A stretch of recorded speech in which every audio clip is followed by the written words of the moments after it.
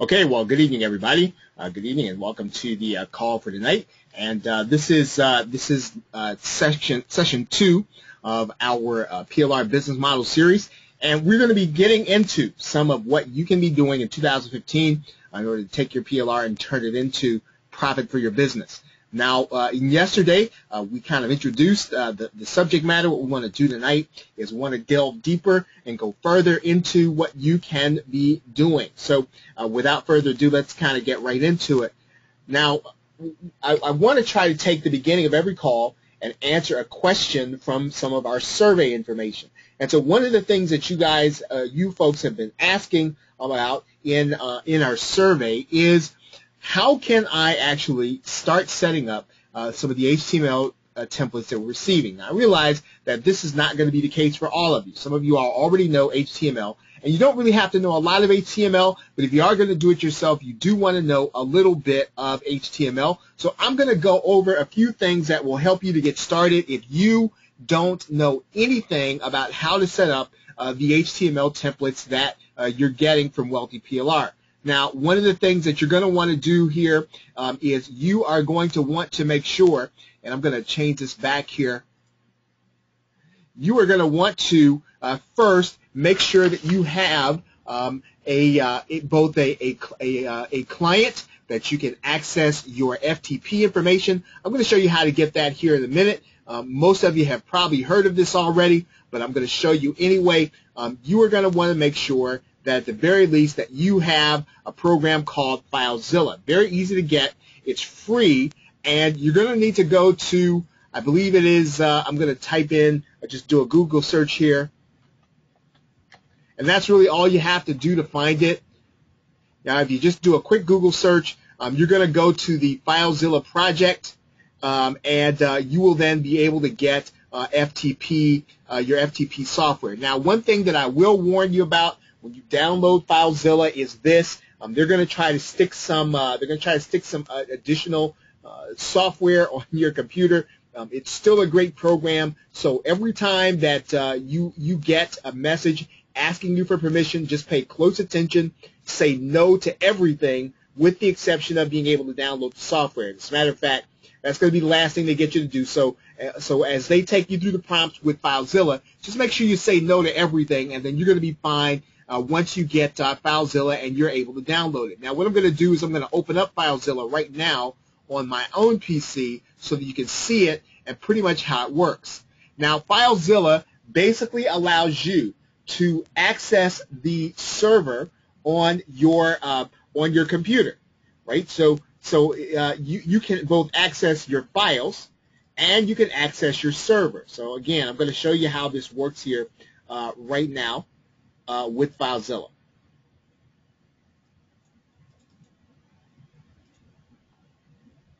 Okay, so now I've opened up my own copy of FileZilla, and what you're going to notice is two sides. You're going to notice this side is my computer. These are all my computer files, and these are all of my of the things that are on my C drive. This side really represents my server, right, wherever I upload. Now, what I'm going to be doing is I'm going to be placing the information in here that was given to me by my hosting company. So in other words, I'm going to put my domain name in here, or my FTP information, FTP domain. I'm going to put in my username that I got from my hosting company.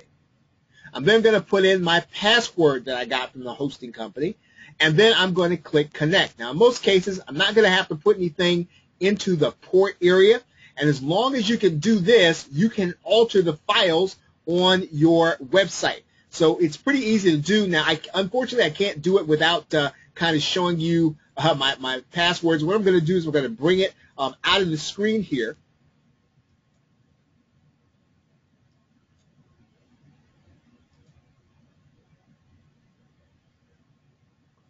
I'm going to bring it out of the screen here, and then what I'm going to do is I am going to now just go into one of my sites so that you can see what this looks like from your end.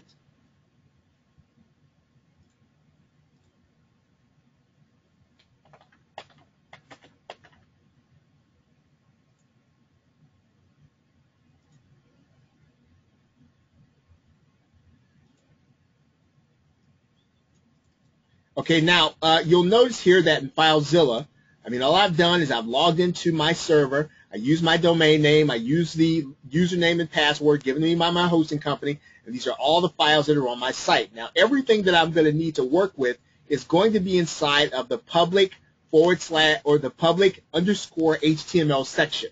That is where my site files are, right? So when I go and I'm actually looking to put files on my website, I'm going to be using my public HTML. Now, and the other thing I can do from FileZilla is that I can create subdomains or subdirectories. In other words, if I wanted to create something called gainmindshare.net, let's say / practice webinar, I could do that from FileZilla, right? And I can have that appear inside of my website. So as soon as you can do this, you're halfway to being able to set up a site yourself on your own server. Now, the other thing you're going to need to do is you're going to need to know a little HTML. Now, if you don't have an HTML editor, you can get a free HTML editor by getting one called NVU. And again, all you got to do is Google it, just NVU download, and let's see, editor.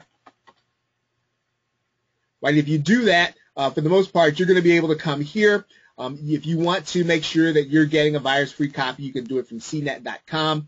Now, I actually use Dreamweaver by Adobe, and I realize that in some cases you might feel that Dreamweaver is kind of out of your price range. It's not something that you want to pay that much for, especially if you're using it only part-time. I would encourage you that if that's the case and you still want to use Dreamweaver, that you look up something, and I believe it's called Creative Cloud. Okay, I think you can get it from Amazon and other places. So you just type in Creative Cloud. You can pay for it monthly, right? I think you pay Dreamweaver and Photoshop. So depending on what programs you want, you can get the Adobe Creative Cloud. You can actually pay for it on a monthly basis, and you can just get the programs that you want, and then you will not have to pay $800 to $1,000 in order to have that software on your hard drive when you are actually going to be using it in your business. So once you actually have an HTML editor, and I'm going to open up Dreamweaver right now, and Dreamweaver actually reads the code as well as the information on your site. So in other words, it's actually going to show you what your site's going to look like as you when you open up the files, even if they're on your hard drive. And I'm going to show you what Dreamweaver looks like here.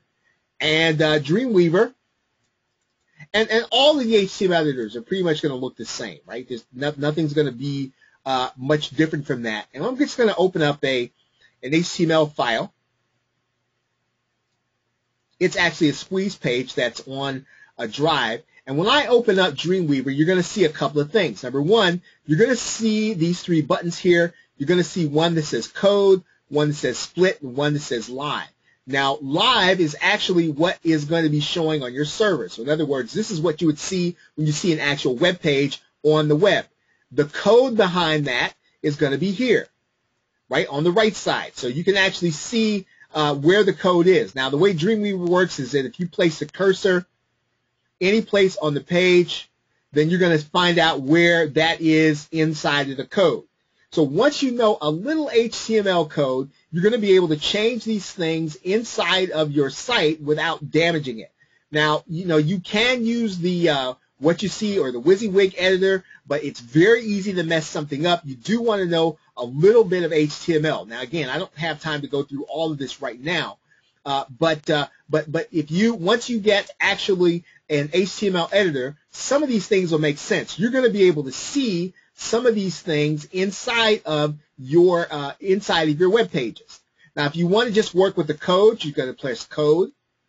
If you want to work with the split, or if you just want to work with the HTML editor, you're going to click live.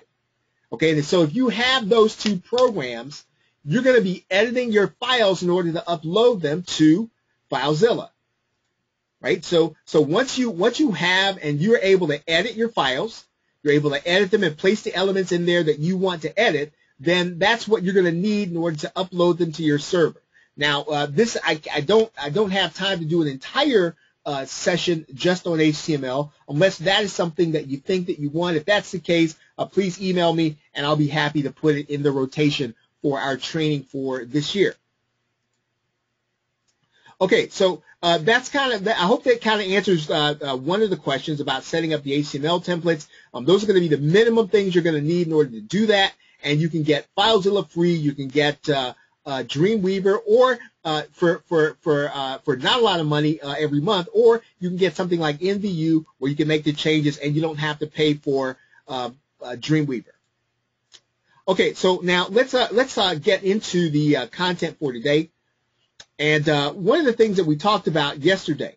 Now, once again, I just want to remind those of you who are VIP members, you have unrestricted rights to this content. 72 hours, it'll be ready for you in the back office, and you can use it however you see fit.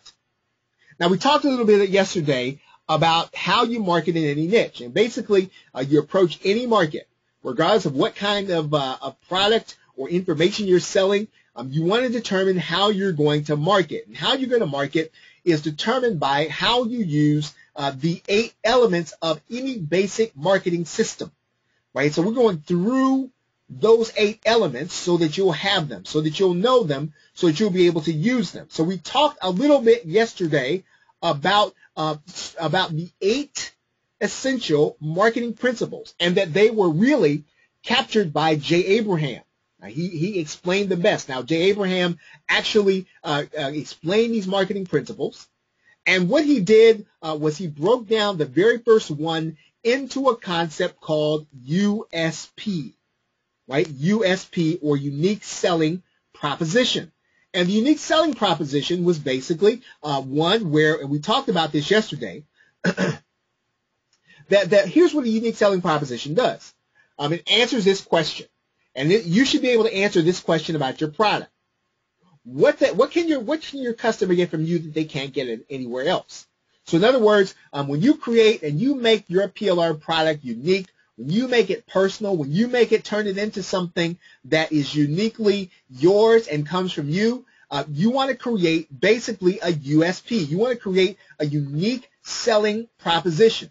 PLR, remember, folks, is raw. PLR is raw material. Can you sell it out of the box? Yes, it's made to do that. But if you are using it at its highest and best use, you are using it as raw material, right? Because basically what you're trying to do is you're trying to give your customer something that you know is going to be valuable to them and is really going to make a difference in their life. If you're in the make money online market, you're looking for something that's going to make a difference in their business. So you want to understand, okay, if at all possible, right, what really matters to them. You can find out some of that information. You can find out by hanging around the Skype groups. You can find out by hanging around in forums. You can find out by hanging around in Facebook groups. You can find out by hanging around in Google Plus and LinkedIn communities. Right? People will reveal what really matters to them inside of your niche if you listen.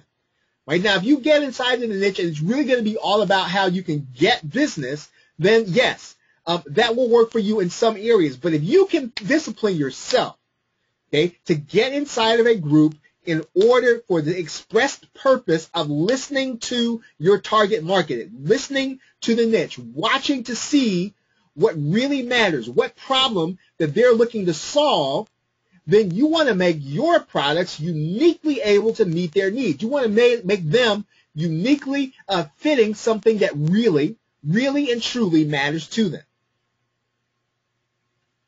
Now, one of the ways that you can do that, now let's say that you have an information product. You might ask now, how can I make my product unique? Right? What if I have some software? How can I make it unique? What is it that I can do?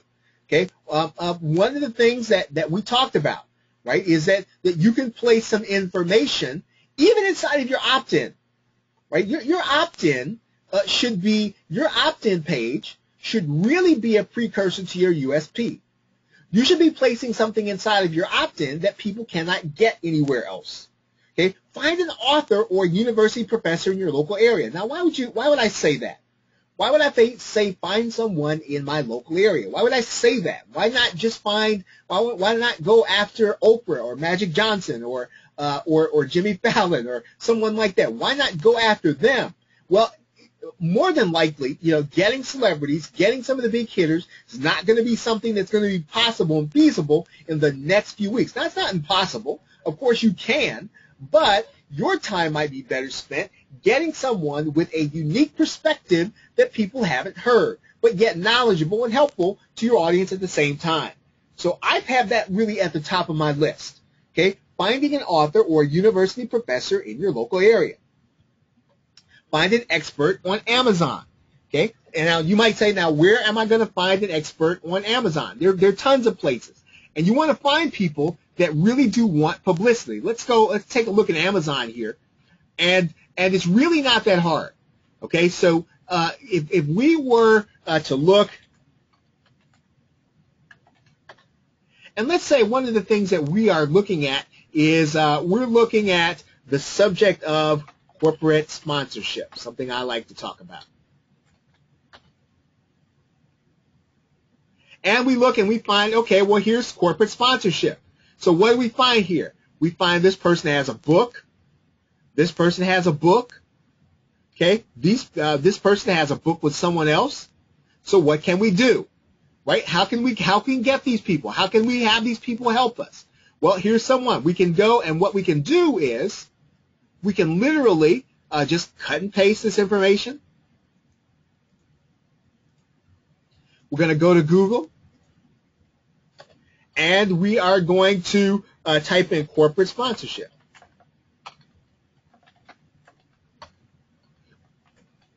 Right, now we found this individual because we know they're an expert because they knew enough to write a book. Okay, now this person has something called the Sponsorship Boot Camp. Here's their LinkedIn credentials. Okay, let's see what would happen if we go to their website. Right, so we go to the Sponsorship Boot Camp. Now I understand that they're probably selling something, but more than likely they have some contact information there that we're going to be able to use, right? And so that's all we're really looking for. We're looking for the opportunity to be able to contact this person. Let's see if their website's working. Okay, there's their website. And so they've got contact information, right? And so what we're going to be looking to do is we're going to be looking to contact this individual so that we can give them the opportunity of reaching more people with their content, right? Doing an interview, doing a write-up, whatever it is, doing a Google Hangout. Lots of ways for us to be able to provide value based on what we know our customers want and being able to provide something that other people are not providing. Right? So find an expert on Amazon. We can do the very same thing on a site called Udemy. And I think I talked about this yesterday. Right? We can find experts on Udemy. Okay, Udemy has people that have created courses, okay, based on their expertise, right? And because they have expertise and they're willing to teach and they want other people to find out about their course, then we can actually literally have them, again, do the same thing. Interviews, Google Hangouts, whatever it is that will give them more publicity and will give us the opportunity to offer our customers more value. We want to be able to talk about that on our sales page, that we're going to be having expert author or expert instructor, on this subject. And we can do that when we find these experts. Now, I know that there are other sites other than Amazon and Udemy and the local universities. I believe there's a site, and I've talked about this on webinars before. There are other sites that house that give people the opportunity to get more publicity, right? Help a reporter. There are sites called like ProfNet, right? Which I've used these sites before, right? They're great sites. And again, all you're really trying to do is to create something unique for your buyers, unique so that when they see it on your sales page, it doesn't look like the very same thing, and in fact, it isn't. So you need to be thinking about taking your PLR and using it as raw material. Think of your PLR as the stuff. What is it called? Iron ore, the stuff that goes into iron, right? So it's not quite ready to sell, right? Until you add some other elements to it in order to make it steel. Of course, yes, you can sell it right out of the box, but again, that is not ever going to be the highest and best use. As a matter of fact, why not do both? Sell it as PLR, right out of the box, drive traffic to the page, and then pull it down and then reuse it in order to generate more profit. Okay, so we talked about USP yesterday. We talked about the fact that we wanted to ask the question about, well, is your offer easy to duplicate? Right? So you have an offer out there. You have something that you're doing. Is it easy? Is it easy to duplicate? Is it something that anybody can actually do? And if it is, right, ladies and gentlemen, then you're really you're really not necessarily competing or using your PLR as an investment. Okay, you want to take that PLR and make it into something, again, that has a unique selling proposition because they can't get it anyplace else. Now, I have actually said this on other calls, and I know that the conventional wisdom is that you want to work inside of a niche where you have a passion. I'm all for that, right? I'm very passionate about entrepreneurship, and I teach on it. But I also have a bit of a background in small business, right? I was a small business lender for a bank. Okay. I did my MBA on entrepreneurship. So when I start teaching about something, I really do have a competitive advantage when I get ready to put together a presentation, when I get ready to open up my mouth. I can pull things from the back of my head because I've had the reading, the knowledge, and the experience. Right? You have things that you have that in too that I don't have. Right? And so sometimes it makes sense to pick a niche where you have a competitive advantage. Because when you have that competitive advantage, you are you're much more likely to be able to find a unique selling proposition because you know and understand what the customers want as well as you know your subject area. Okay, so that's just the side. So we talked about USP yesterday, right? We talked about USP yesterday. Now, I want to continue to talk about this when we start talking about not just USP, but exponential marketing, right? We talked about exponential marketing being the second of those two elements, and why the second of those two elements, they are important. And I'll tell you, what you want to be thinking about when you start talking about exponential marketing is upsells, cross-sells, and residual sales. Now, there are several ways to do a one-time offer. What you're doing is you are trying to offer your customer some additional value. Now, I'm going to show you how to do this in JVZoo, but I want you to understand what it is you're trying to do here. Okay, now here's what you want to do, what you want to think about when you're putting together that upsell or that cross-sell or the offer they're going to see right after they make the first purchase. What can you do to help your customer enjoy their purchase more or help them enjoy it faster? Okay, is there something you can do? Is there something done for you that if you give it to them, they're going to be able to get into and get the results they want faster? That they're going to be able to enjoy what you sold them more? Okay, how can you make it more convenient for your customer to use your product? Okay, those are going to be the kinds of things that you want to put into your one-time offer. Now, the more relevant the upsell, the more likely it is to convert. Right? So you want to make it a no-brainer.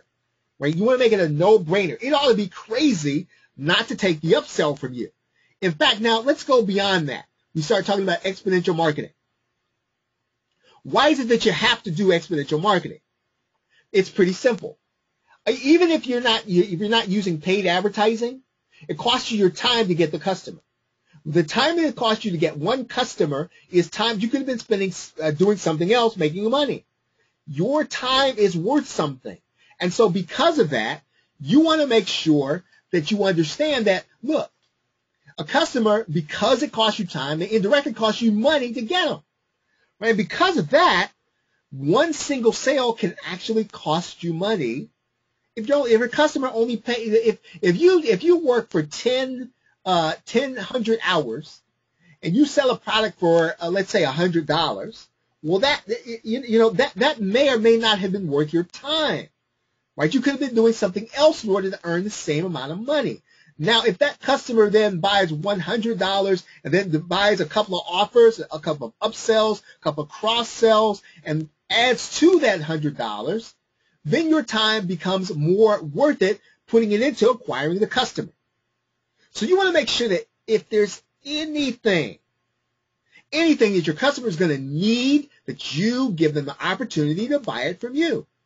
Really, that's really one of the keys of affiliate marketing is you want to make sure that you're getting those offers in front of them that they're really going to need in order to enjoy, in order to prosper in their lives in the niche that you are in. If you're in the make money online niche, you want them to make money faster, easier, and better. That's what they're looking for, and you want to be able to provide it to them. Now, your customers are seeking, and that's what I want to say. Now, don't idealize your customer.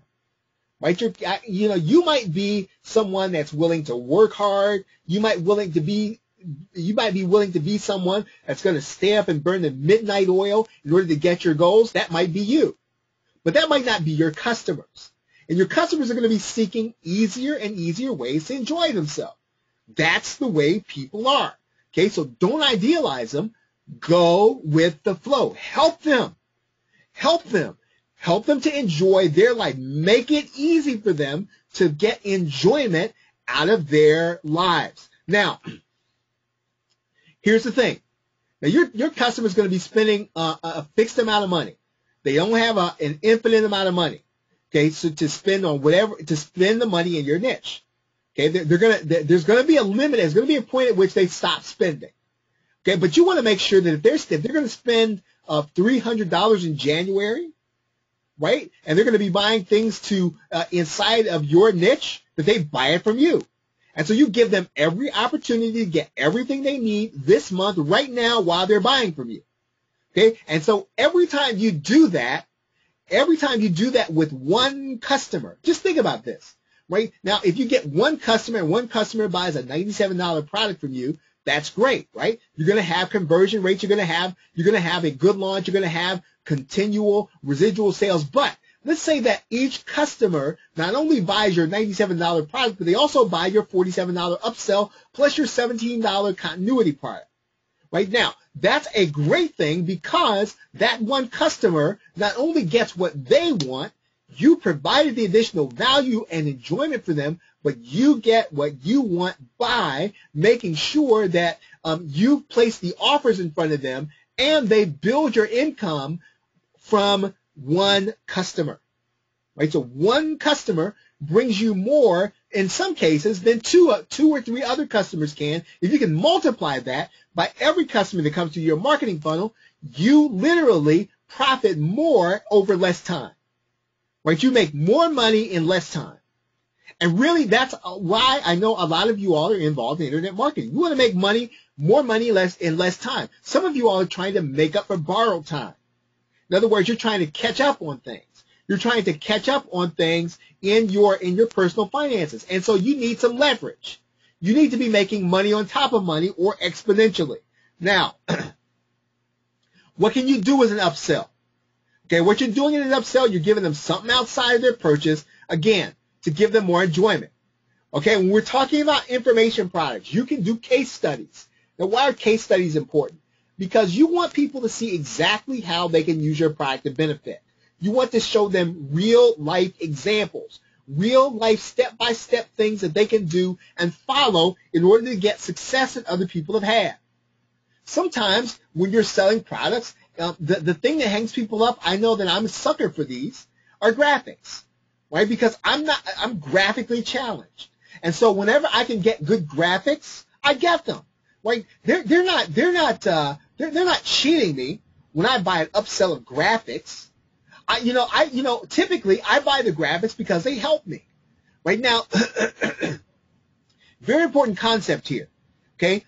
People buy because they want to. So because you sold me an extra package of graphics, right, as an upsell, you didn't do me anything wrong if I bought it. Right? As long as you're providing quality and you're giving me some value, something I'm going to buy, then don't feel as if you're cheating someone in order to do that. Okay, now you can do done for you content. Nobody likes to write, okay, except for writers.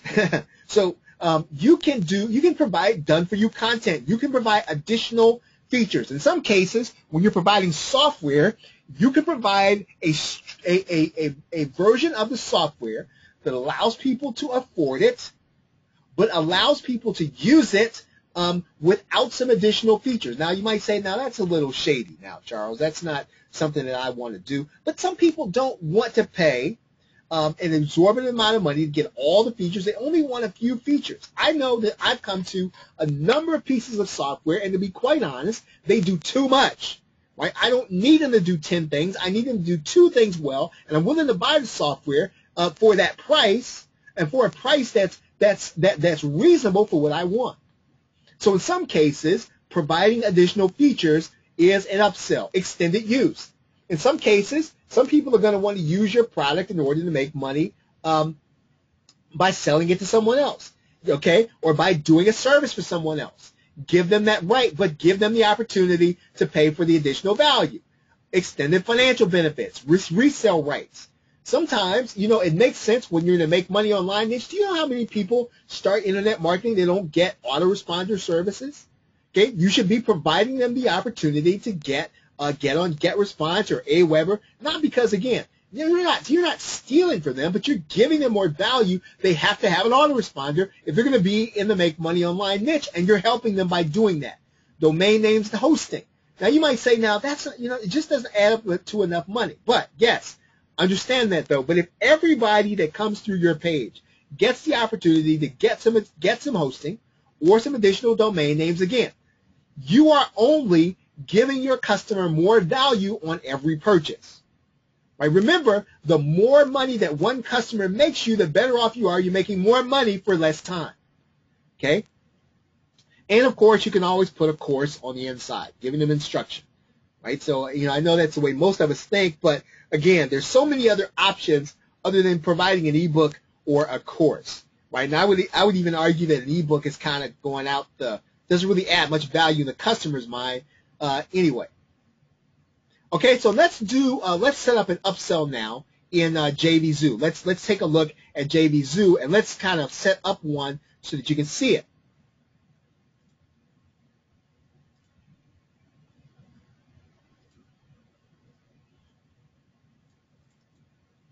Okay, now I'm inside of a JVZoo product, a product screen, and if you have a JVZoo purchase, you can create your own product. Now, you are going to have to get a JVZoo account. You are going to have to set up your PayPal. You are going to have to set all these things up, and you're going to have to get approved in order to sell products.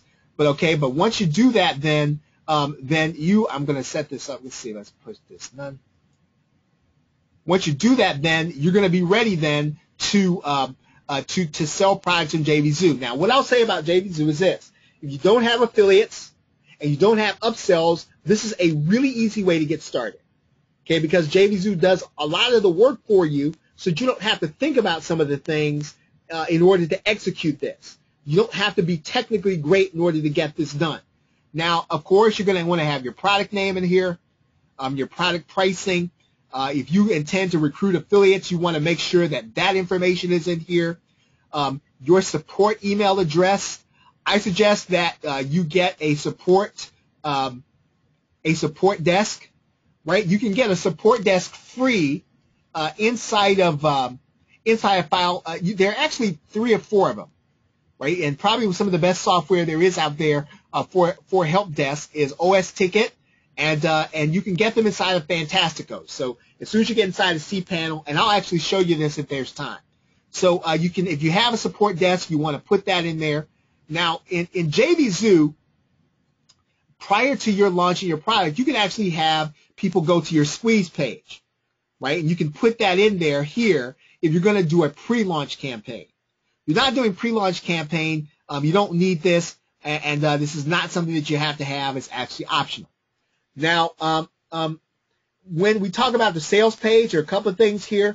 You can actually use, if you're not confident, That's that weird Windows 7 message. If you're not confident about your ability to put together a sales page, right, or you don't have a graphics guy, then you can actually put together an instant sales page, and you can use a WYSIWYG editor, right? You can use the JVZoo WYSIWYG editor. Now, the only problem with that is that it's going to have a JVZoo web address, and you're going to have to mask it. But other than that, if you don't have a way to sell your product, if you think it's going to be just forever for you to actually get a product put up, then just use a JVZoo instant sales page. Because again, if your product has value, then you're going to be able to get people to buy, and they're not going to be concerned about your URL.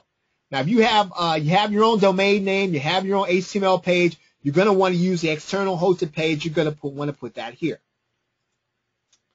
I'm not going to go over this now. If you're selling on the Warrior form, sometimes the Warrior form will go down. JVZoo has found a way so that when the Warrior form goes down, you can actually still have people come to a web page where your product is going to be offered. Right? Okay, so now delivery method.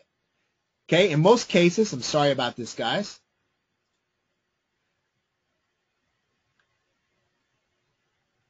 Okay, that was a little weird. Okay, so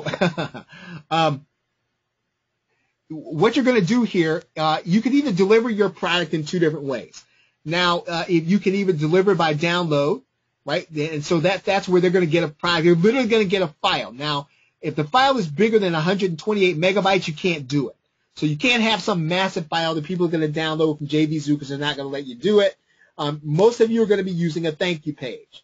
Now, if you have a thank you page, you have a membership site, you can put that in there, or you can just have a thank you page, and that's where that's going to go in there.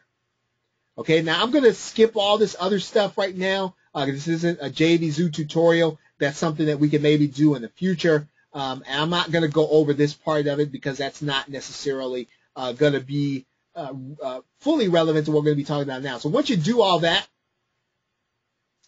and you're going to save a product, right? You're going to save your product.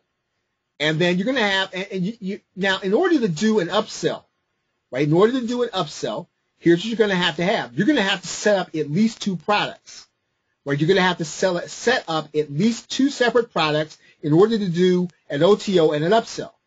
So now when you do that, I'm just going to go here, and I've got two products set up already. Okay, these are two kind of dummy products.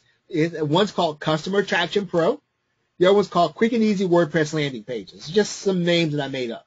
So you need to have at least two products if you are going to do an OTO or an upsell or a cross-sell. Okay? And once you have those two products set up in JVZoo and they're ready for sale, then what you're going to do is you are going to go inside of JVZoo and you're going to go to a link up here called Sales Funnels, right? And then when you get inside of Sales Funnels, you're going to literally add a new sales funnel, okay? And we're going to call this sales funnel Webinar Practice Funnel. Okay, we're going to click Save the Sales Funnel. And once we do that, then it's going to ask us what front-end product are we offering, right? Now, let me take a step back. Now, here's what this sales funnel is going to do. This sales funnel is going to control your OTO. So in other words, you're not going to have to set up the offer to be seen. As soon as your customer makes the purchase, they're going to see your second offer, right? JVZoo is going to take care of the technology behind that. You're not going to have to fumble around with it. Now, again, that's one of the really neat things about this is that you can set this up inside of JVZoo just by creating two separate products. Now, you're going to pick one of your products here. Let's say my front-end product is Customer Attraction Pro. Right? I'm going to click Proceed. Now, notice something here. Now, inside of the sales funnel, you'll notice here that I've got Customer Attraction Pro. So that's what the customer, when they buy, they're going to see that first. Right? Customer Attraction Pro. Now, what I want to do now is I want to be able to set up an upsell. Right? So it's going to ask me what the upsell I want to be. And I'm going to set up the upsell as that Quick and Easy WordPress Landing Pages. Okay? So that's my upsell. Now, notice that. Customer buys Customer Attraction Pro. The next offer they're going to see is WordPress landing pages. Right now, what if I want them to see a downsell? Right? So let's say they go here and they decide not to buy. Well, then I can decide to let them see a downsell, or I can let them see an additional upsell. So what I'm going to do here is I'm going to go to the downsell, and I'm going to get them to see another offer.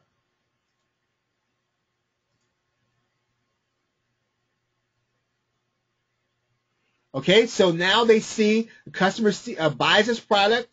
They see this upsell right away. If they decide not to buy that upsell, they see this upsell or this downsell.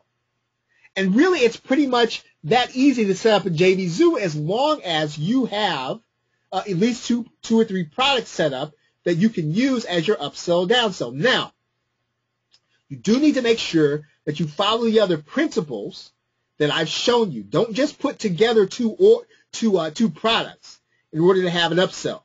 Right? That's not the way to do this. You want to set this up so that, excuse me, it makes sense for your customer. Okay? And really, that's really about all that we're going to do tonight, folks. I don't want to go any farther. We're going to pick it up. We're going to pick it up in the next webinar when we talk about list building, right? And setting up for list building. So you now know how to do upsells and cross sells. And you know about why some of this makes sense and why you should be doing it.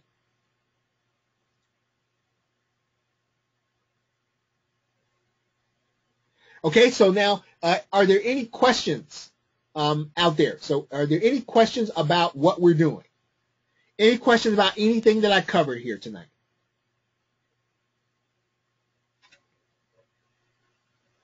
Okay, any questions?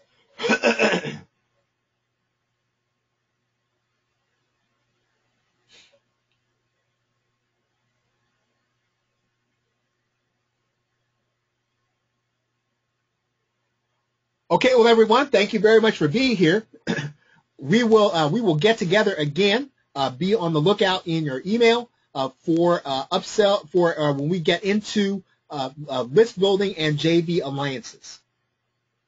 Okay, so with that, thanks, and I will see you on the next webinar call. Have a great night and a pleasant tomorrow. Take care.